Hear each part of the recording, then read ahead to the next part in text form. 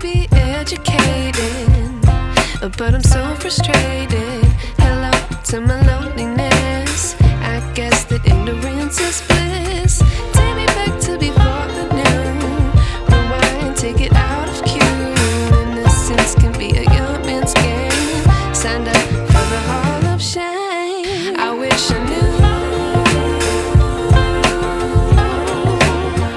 how much I miss not knowing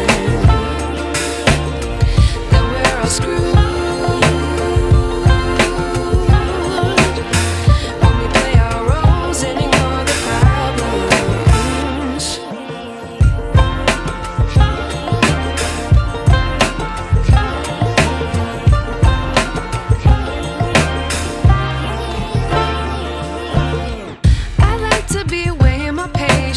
Stay up, I feel so outdated.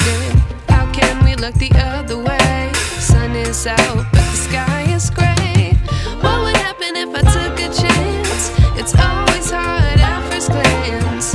I don't wanna, but I know I gotta do it. The truth is hard to swallow, I think I'll chew it.